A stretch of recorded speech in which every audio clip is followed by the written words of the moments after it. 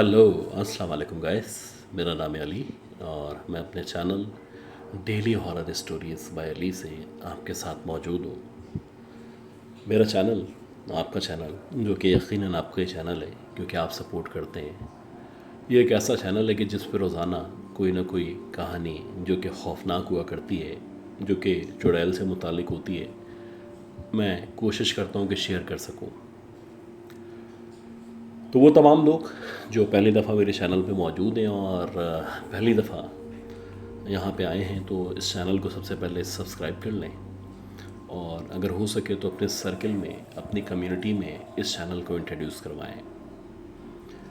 मेरे तमाम वो लिसनर्स जो काफ़ी अरसे से मुझे सपोर्ट कर रहे हैं और जो रिसेंटली भी ज्वाइन कर रहे हैं और आज करेंगे, तो उन तमाम लोगों का शुक्रिया।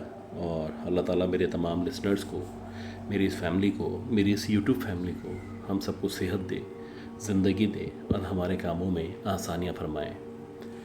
सबसे अहम बात यह है कि जो आपका लाइक है वो मेरे लिए बहुत इम्पॉर्टेंट है क्योंकि आपके लाइक करने से मेरी हौसला अफजाई होती है। तो मेरी ख्वाहिश है और आज मैं चाहता हूँ कि जितने व्यूज़ हों तो प्लीज़ उतने लाइक्स हों। ये एक छोटी सी रिक्वेस्ट है आपसे और मुझे यकीन है कि आप मायूस नहीं करेंगे। तो सबसे पहले कुछ नाम हैं, वो नाम शामिल कर लेते हैं जिन्होंने कमेंट्स किए हैं। उमैर इब्न हुसैन, अतिया मसूद साहिबा, नबीला ज़िशान, बाबर अज़ीज़ साहब, ज़ुबैर अली साहब, मिस तस्लीम कौसर, नाज़िया सलीम साहिबा, अब्दुल अज़ीज़ साहब, इसके अलावा शमीम अख्तर साहिबा, जमील साहब, मुस्तफ़ा अली दार साहब, ये रेगुलर लिसनर हैं, सपोर्ट करते हैं। आसिफ भाई, बहुत शुक्रिया आपका, दोनों आसिफ भाइयों का शुक्रिया। और मिस हुमैरा, सनी भाई, सलीम तिरमिज़ी, हारून नज़ीर साहब, इसके अलावा मिस अतिया मसूद और जैन साहब, ये सारे वो लोग हैं, मिस काशफा, अज़हर हुसैन साहब, जो मुझे रेगुलर सपोर्ट करते हैं। और मिस जारिश शहजाद साहिबा हैं और समित्रो हैं। इसके अलावा एक और साहब हैं हमारे साथ, मिसेस ताज है, सॉरी। तो इन तमाम लोगों का शुक्रिया जिन्होंने कमेंट्स किया, सपोर्ट किया। तो आज की जो कहानियाँ हैं ये बहुत ही ज़बरदस्त कहानियाँ हैं और ये कुछ अलग स्टोरीज़ हैं और ये ऐसी स्टोरीज़ हैं कि मुझे यकीन है कि जब आप इसको सुनेंगे तो कोशिश करिएगा कि हेडफोन लगा लें या थोड़ी सी वॉइस जो है वॉल्यूम उसको ऊपर कर लें और आंखें बंद कर लें। एज्यूम करेंगे आप उस सिचुएशन में आप वहाँ पे मौजूद हैं जहाँ पे ये किस्सा, ये कहानी पेश आई थी। और इन स्टोरीज़ के आखिर में व्हाट्सएप नंबर अवेलेबल होगा, तो आप में से जो भी अपनी स्टोरी को शेयर करना चाहता है अपनी आवाज़ में रिकॉर्ड कर सकता है, चाहे तो लिख के भेज सकता है। मैं कोशिश करूँगा अपनी आवाज़ में शेयर कर सकूँ और बाकी सपोर्ट करते रहें।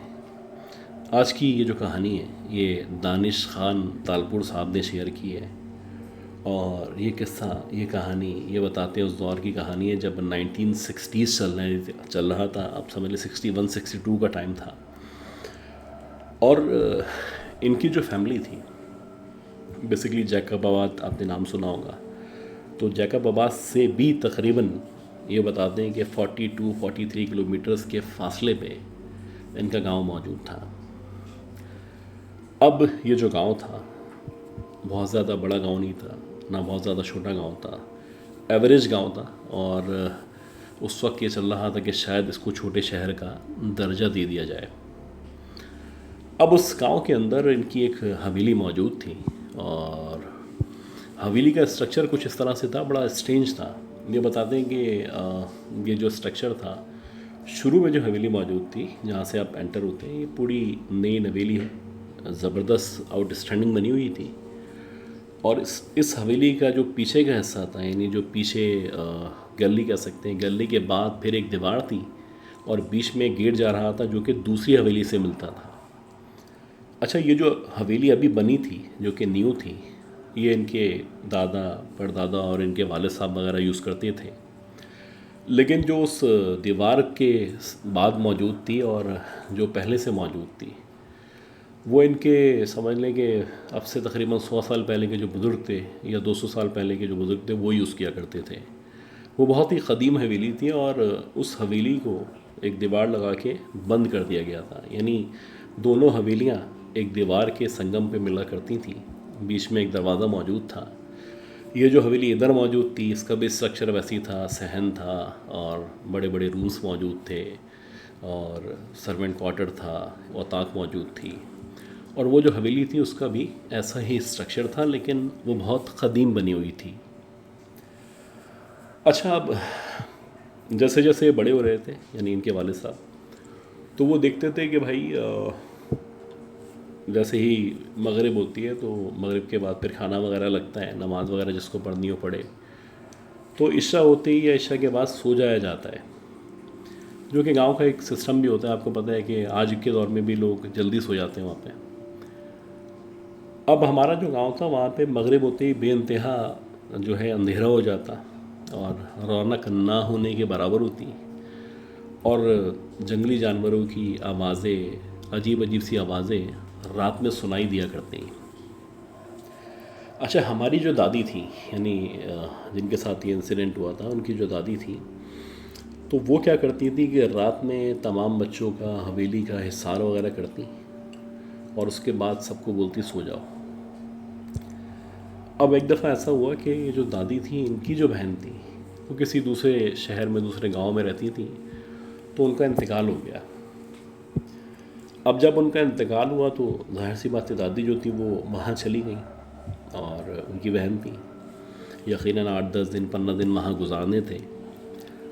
تو ان دنوں میں جب کہ دادی اس حویلی میں موجود نہیں تھی، تو یہ بتاتے ہیں کہ ایک دفعہ رات کے تقریباً 10-10:30 بجے کا ٹائم تھا، میں اپنے پلنگ پہ لیٹا ہوا تھا، شدید سردی تھی، لحاف وغیرہ اوپر پڑے ہوئے تھے، تو میری آنکھ کھلی، اور جب میری آنکھ کھلی تو مجھے ایسا احساس ہوا کہ بڑی دیر سے نا کچھ دھم دھم دھم جیسے کہ کوئی بہت بھاری قدم زمین کے اوپر رکھے جاتے ہیں، تو اس طرح کی آوازیں تھیں جو محسوس ہو رہی تھیں۔ اچھا، اب یہ جو آوازیں تھیں بڑی واضح آوازیں تھیں، اور جیسے جیسے یہ آواز بڑھ رہی تھی تو ایسا لگ رہا تھا کہ اس حویلی یعنی وہ جو ابنڈن حویلی تھی اس حویلی سے کوئی چلتا ہوا اس طرف آ رہا ہے، اور جیسے جیسے آواز بڑھ رہی تھی تو اس کے ساتھ ساتھ کچھ عجیب جھنکار کی سی آواز آ رہی تھی، جیسے کہ جو بھی آ رہے ہیں اس نے یا تو کوئی بہت ساری چوڑیاں پہن رکھی ہیں یا اس کے پیروں میں زنجیر بندھی ہوئی ہے جیسے کہ پہلے لوگوں کو قید کیا جاتا تھا، یا پھر تیسرا آپشن یہ ہے کہ پائل یا گھنگرو کی آواز ہے جو مجھے مسلسل سنائی دے رہی ہے۔ اب یہ جو آواز تھی آہستہ آہستہ کر کے بڑھتی چلی گئی، اور اب احساس ہو رہا تھا کہ اس حویلی سے نکل کے اس حویلی کے صحن میں یا ہمارے روم کے باہر کوئی آ چکا ہے۔ کبھی وہ صحن سے اس طرف سے اس طرف جائے، اور جیسے جیسے وہ چلے تو چھن چھن چھن ایسے آواز آنا شروع ہو، کبھی ایک کونے میں جائے کبھی دوسرے کونے میں جائے، جیسے کہ کوئی بہت بے چین ہے اور کسی پریشانی کا شکار ہے، اور یقیناً کچھ غلط ہوا ہے کہ جس کی وجہ سے وہ یہاں پہ موجود ہے۔ اب اتنی عمر تو نہیں تھی، لیکن بہرحال کنفیوژن تھی کہ یار یہ کیا چکر ہے بھائی، یہ کیا معاملہ ہے، سردی بھی شدید ہو رہی ہے، سب سو رہے ہیں، ایسا لگ رہا ہے کہ آواز مجھے ہی سنائی دے رہی ہے، باقی کوئی بھی آواز نہیں سن پا رہا ہے۔ تو خیر جیسے جیسے ٹائم گزرا اور ویسے ویسے آواز بڑھی، اب باقاعدہ ایسا لگ رہا تھا جہاں پہ جس کمرے میں یہ موجود ہے اس کمرے کے گیٹ کے بالکل باہر کی طرف اس نے چہل قدمی شروع کر دی ہے، کبھی ادھر جاتی ہے کبھی ادھر جاتی ہے یا جاتا ہے۔ جس طرح آواز آ رہی تھی ایسا لگ رہا تھا جیسے کوئی عورت ہے، بے چین ہے، کوئی پریشانی ہے، کسی تکلیف کے اندر ہے، سکون نہیں مل رہا ہے اس کو۔ اب یہ کس وجہ سے اللہ ہی جانتا تھا۔ خیر اس طرح مسلسل آواز آتی رہی۔ اب یہ بتاتے ہیں کہ ایک وقت ایسا آیا کہ میری انتہا ہو گئی اور میں کھڑا ہو گیا۔ میں نے سوچا کہ میں جا کے دیکھتا ہوں۔ اب پرانے لوگ تھے، گاؤں کے لوگ تھے، تو قریبی ایک کلہاڑی موجود تھی۔ انہوں نے یہ کلہاڑی اٹھائی اور کلہاڑی اٹھا کے سیدھا اس طرف گیٹ کے باہر کی طرف چلنا شروع کر دیا کہ میں دروازہ کھولوں گا اور فوراً سے دیکھوں گا کہ اگر کوئی اس طرح کا معاملہ ہے تو کلہاڑی سے ٹیکل کر لوں گا۔ خوف بھی تھا، لیکن گاؤں کے لوگ تھے تو ایسا نہ ہو کہ گھر میں کوئی گھس جائے، خواتین کو یا کسی کو، بچوں کو نقصان پہنچے۔ یہ سوچنے کے بعد انہوں نے کلاڑی لے کے آہستہ آہستہ کر کے وہ دروازہ کھولا۔ اب یہ بتا دیں کہ جیسے میں نے دروازہ کھولا تو میرے سامنے وہ صحن موجود تھا، نئی حویلی والا۔ تو میں نے دیکھا کہ اس صحن کے بیچ میں جہاں پہ ایک چھوٹا سا درخت لگا ہوا تھا جو کہ امرود کا درخت تھا، تو اس درخت کے بالکل بیچ میں، یعنی درخت کے بالکل ساتھ صحن کے بیچ میں ایک عورت کھڑی ہوئی ہے، اور اس نے بظاہر جیسے گاؤں کی عورتیں ٹپیکل گاؤں کا ڈریس پہنتے ہیں ویسے ہی اس نے کپڑے پہن رکھے ہیں، اور نہ صرف کپڑے پہن رکھے ہیں بلکہ مسلسل نہ اس کی بے چینی بڑھتی چلی آ رہی ہے اور بہت غصے میں کھڑی ہوئی ہے وہ۔ اب یہ بتاتے ہیں کہ میں نے اوپر سے نیچے تک اس کو دیکھا۔ ایک تو جو اس کا لباس تھا وہ ٹپیکل گاؤں کی عورتوں والا لباس تھا، لیکن وہ بے حد گندا لباس تھا، بہت ہی کالا سا عجیب سا اس کا چہرہ تھا۔ اس کے جو بال تھے وہ ایسے اس کے آگے پڑے ہوئے تھے اور بہت گندے غلیظ بال تھے، جیسے کہ کافی عرصے سے اس کو نہ دھویا گیا ہو، نہ اس کی جو حالت تھی بہت بری تھی۔ اچھا بات یہ بھی تھی کہ یہ بتاتے ہیں کہ اوپر سے نیچے تک جب میں نے اس عورت کو دیکھا تو جب میری نظر اس عورت کے پیروں پہ پڑی تو اس کے جو پیر تھے وہ الٹے پیر تھے۔